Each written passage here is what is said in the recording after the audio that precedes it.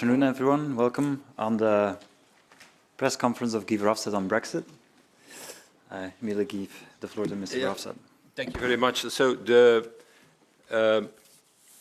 main message that I wanted to give after the important vote this morning in the European Parliament, in the plenary, is that I'm very pleased that this first resolution of this new Parliament, because it's the first time that the new Parliament is expressing itself on Brexit. We got in total 4 other resolutions, but that was an other Parliament.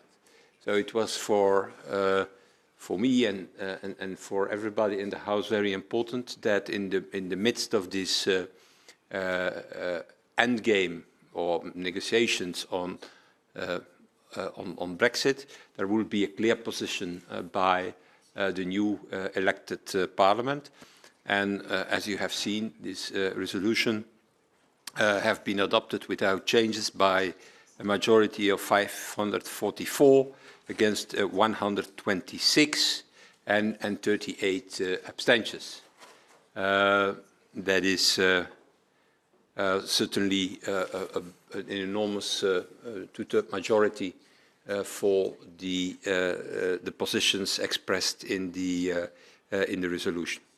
I think that it's important to tell you that if you read this resolution, and you have certainly done it, there are now in this resolution that's a little bit different from previous resolutions by the European Parliament. We have clearly indicated that there are what I call 3 crucial elements, conditions for this Parliament to approve whatever deal comes out in the coming weeks in the aftermath of the European Council of October. Because, as you know, we need to approve it, this deal, if there is a deal. If there is a deal, we need to approve it. And there are the 3 conditions that I want to recall are, the first thing is that I don't think that there will be a majority in this Parliament for whatever deal if, first of all, the UK side has not solved, and that counts also for a number of EU member states towards UK citizens, have not solved the problem around the citizens' rights that we are seeing today. And I will not give figures about this, but every day there is somewhere in the British press a story of a man or a lady living already 20 years or 15 years or 25 years in Britain, and who has asked for settled status that was not accepted by the UK administration. And I don't want to give figures about that, because that's not the point. The point is that apparently the system, and it is also not a change in the withdrawal agreement what is necessary, because the withdrawal agreement is describing the rights of these EU citizens, that these rights are continuing. The problem is apparently the way UK administration is applying this settled status. We have already indicated from day one that the problem is that instead of granting what I call an automatic registration, the system that is put in place is a system of very bureaucratic application. People have to apply, introduce, give evidence of everything, and then the UK administration is taking a decision. While we are proposing to do it in another way, what is possible under the withdrawal agreement, that once a citizen has introduced his request, he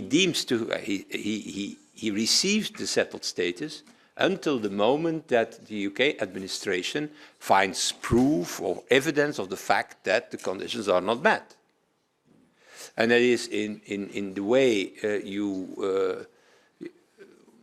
we are working with this concept of settled status, a huge difference. So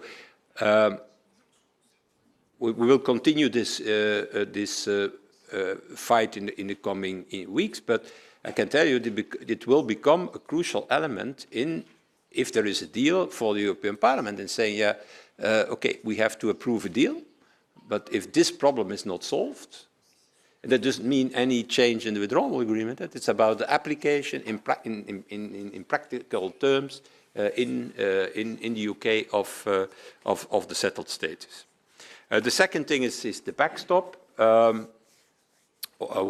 I have proposed or suggested to Michel Barnier this morning that for us it is no problem to skip the word and to replace it with a system of an insurance, a safety net, whatever word you can use for it. The point is there that simply saying, yeah, as is suggested by some people, okay, we're going to have something as SPS, so that is in fact a backstop limited to agricultural products, is not covering the backstop, or is not a full safety net. It's a safety net on a number of products, but not on 70% of the goods and the services that are concerned. And the second, a backstop or a safety net has to be managed by both sides, by the British side and the EU side. Cannot be that in a unilateral way, one of the parties can say stop to the backstop. The backstop is there, and it's not because, or in Northern Ireland, or in the UK government, or in the UK Parliament, they say, "Oh, let's stop it." That it stops. That can't. It's a common instrument that needs to be managed by both sides. So to say we limit it to 30% of the products, only agriculture products, and at the same time, yeah, and we're going to give a sort of a veto to use it to one of the parties involved, that is not working. That's not a safety net anymore. I don't know how you can call it, but certainly not a safety net, not to use the word backstop. And then the third element for the Parliament, will be important at the moment that we have to give our final consent, yes or no, will be the political declaration. If this political declaration is downgraded, okay, that's a wish then of the UK side, because until now it was the idea to upgrade the political declaration. Now we are in a different spirit to downgrade the political declaration. There is no problem to do so, but saying, oh, we want a free trade agreement, and in this political declaration we will say, okay, without level playing field and without regulatory alignment, that will not work. I didn't use that image this morning, but I want to use it now during this press conference. The less level playing field we have in the future relationship, the less regulatory alignment we have, the smaller, the narrower will be the so-called free trade agreement. And if, there is no regulatory alignment accepted or no level playing field accepted as basic principles for the future relationship, then it will be a very narrow thing, and certainly not covering what the goods and services we all want that it is covering. So that's the third element. So the Parliament has expressed itself with a huge majority today, and it's a good moment to do so, because these three elements will be key for our consent, whatever this consent needs to be given, if there is a deal before the 31st of October. Parliament is very clear on these three issues, and it was good to express himself, because that gives, again, a very clear message to the negotiator, to Michel Barnier, on these three key elements. But I'm very pleased that this has been approved with so an overwhelming majority. I didn't do my mathematics to know what percentage it was, but you can certainly do that in your articles. Questions? Yes, please.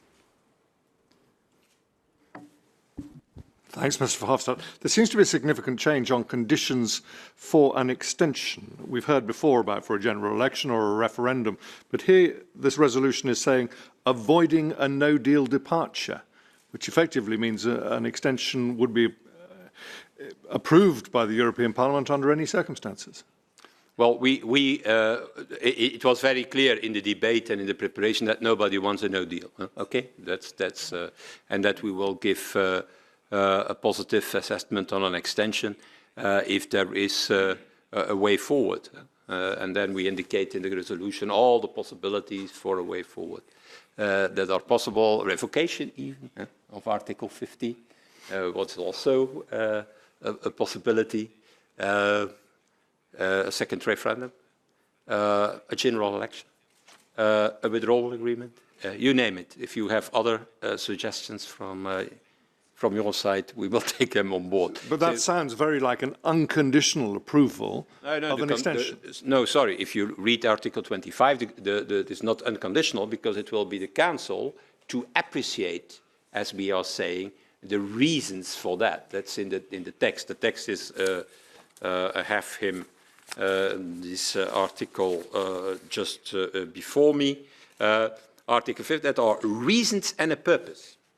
So it will be the Council, not nobody else, and we are saying there have to be reasons for it, and there have to be a purpose for it. And so that will be to the European Council to appreciate and to decide.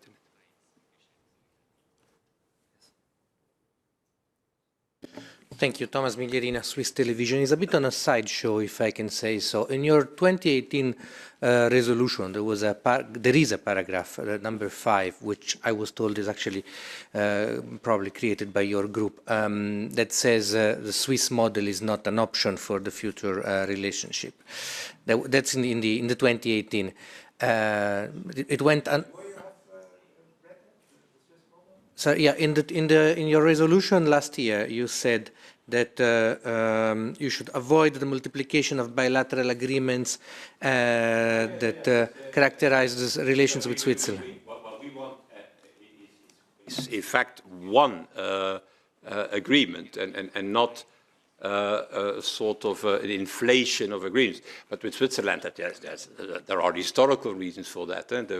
We started with an agreement on a certain type of policies, and then it was extended. But this is what we don't want is, in fact, an inflation of agreements with Britain. We want one solid agreement for covering the future relationship. Yes. Yeah, correct. I mean, it was important for me, this paragraph, because it was one of the first time where somebody put it on paper that the Swiss model is not a model for the European Parliament. There is nothing of the sort this year. Is it probably only because this resolution focuses on something else than the future relations? I mean, do you maintain that? Our proposal is very clear. And it's also. You find it also in the new resolution that has been adopted today, that is an association agreement. That is our model. And in an association agreement, you can have a very tiny association agreement, or you can have a very broad one. It can be limited to trade only, but it can be also broader than that, cooperation in the field of external affairs, defense, and things like that. So, but the association agreement is mainly the model, and as you know, in the political declaration that has been agreed by Mrs. May, association agreement was taken on board as the model for the future, but as the model for the new relationship. But that doesn't, in fact, say or on what are the different elements of such an association agreement, and that's one agreement, not. An inflation of agreements. Thank you. Mark from Associated Press. Mr. Verhofstadt, what are your thoughts on Mr. Farage's insult towards Prime Minister Bettel today during the plenary?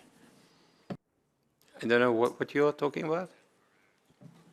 Mr. Farage publicly insulted Prime Minister Xavier Bettel inside the plenary session today. Did you hear that? Maybe I was not very attentive to that, but there is no reason to do that. That's very clear. But yeah, I have said so many things about Mr. Farage, so I don't think that I can complain. So I didn't. Well, I said something about him today. Yeah, I think so. Yeah. Hmm? But no, not an insult, no.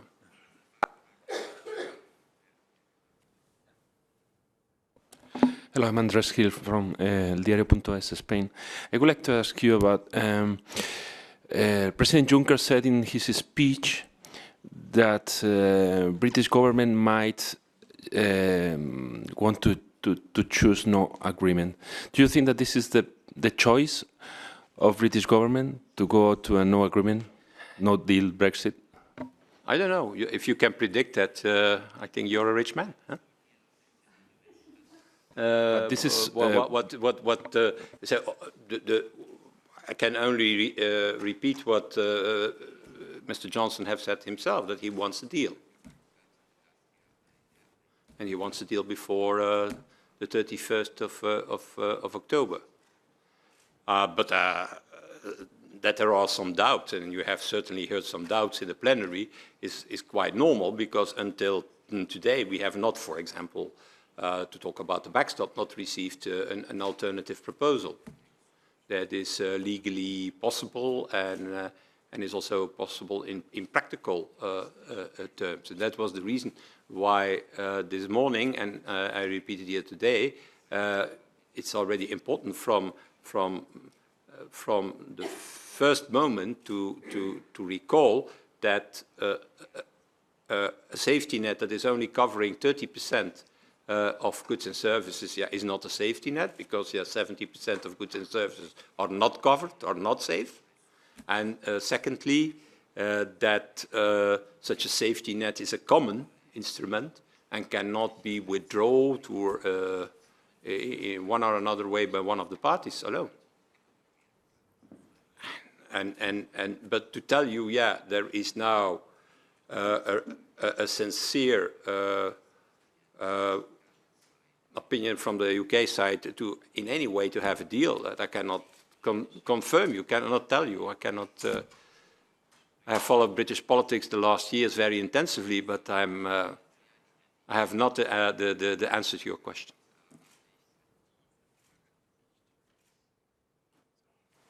Mr. President, just a very naive but substantial question. You have a big experience. And what happened not only in the European Union Parliament, that you know very well, but also in the House of Commons, in the interrelated things concerning the negotiations with Brussels about Brexit, etc., an obvious danger which might affect us in one way or another. You know already, you have spoken about that in other countries, is for a big part of the British people to lose their trust in their parliament, independently of parties. If you follow a little bit, you shall see that there are some reactions there, not only with Boris Johnson, also already with Theresa May, and even your colleague, Jean-Claude Juncker in Brussels, had said that during a press conference at the summit in Brussels of the European Union, that the problem for him is that he did not know not what the government wanted, but what the House of Commons might want. It was not clear. It couldn't have any position, but not crystal clear. And there are many apparently dangerous things which might affect us in one way or another. You know, you are very well placed to know that.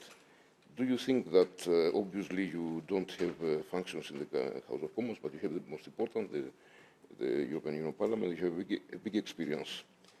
Do you think that the European Union Parliament, with the decisions that it might take and the debates that we have also in Brussels, close to the summit, and afterwards, when you shall vote, might contribute in one way or another, naively speaking, but really, to restore trust to the people, whatever might be the decision, to an honest parliament, naively speaking, but real, that tries to reflect the positions of the people that it represents in a clear way, without playing games as they think, rightfully or wrongly, that is the case in the House of Commons now. Angelo Marcopoulou, sorry. Yeah, but we have said many times that we were very disappointed that there was no majority in the House of Commons in favor of something, that there are always votes against something. Maybe the first positive vote was now on the ban legislation, so to avoid a no deal Brexit.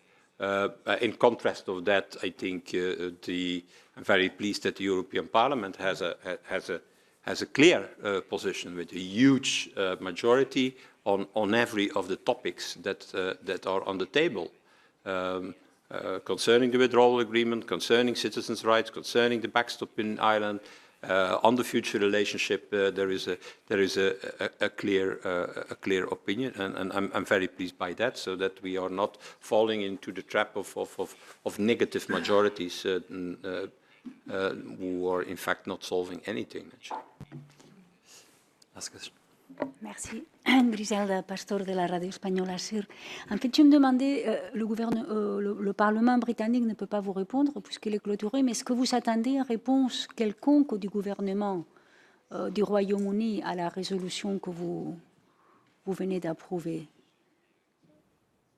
Parce qu'au fond, c'est une certaine invitation à demander cette prolongation que M. Johnson insiste qu'il... Oui, mais bon, demander la prolongation ou non, c'est une question britannique, hein, ce n'est pas une question du Parlement européen ni des institutions européennes. C'est aux Britanniques de le faire. Bon, il y a eu cette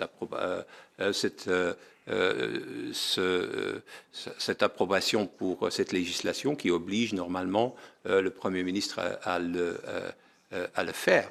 Donc ça, c'est une question sur laquelle on ne s'est pas prononcé dans la résolution. Donc ça, c'est une question britannique. Est-ce qu'ils vont le demander, oui ou non? On a aussi suivi ce qui se passe, hein, qu'il y a une majorité qui est dans le House of Commons et dans le House of Lords à voter pour une législation pour obliger le Premier ministre à demander cette extension si il n'y a pas d'accord intervenu avant le 31 octobre. Pardon, ça je sais, mais j'aimerais savoir, est-ce que vous attendez une réaction quelconque du gouvernement britannique aujourd'hui, demain, je ne sais pas, d'une certaine façon? Moi, j'ai des réactions, je dirais presque tous les jours, hein, parce que comme coordinateur pour le Brexit du Parlement européen, j'ai eu les dernières semaines aussi mes contacts avec M. Barclay, comme c'est déjà le cas depuis qu'il a été nommé depuis quelques mois. Et donc, je pense que c'est très important pour de savoir du côté britannique quelle est la position de la seule instance au niveau européen qui finalement doit approuver l'accord. Last question. Yeah, a practical question. If a deal is reached after the October plenary session here, which is 21 through 24 in October, that week, how does that happen with the European Parliament? If you guys get final say on a deal, do you guys convene an emergency meeting in Brussels, or do you come back to Strasbourg to have a vote to approve a deal? Do you have any idea how practically that would work? Practically, the way it goes is that based on a positive opinion by the Brexit Steering Group, plus the AFCO, of the Constitutional Affairs Committee, have to look to the file, have to give a positive assessment, and then it goes to the plenary. The plenary can be here, or the plenary can be in Brussels, because, as you know, we have 2 seats on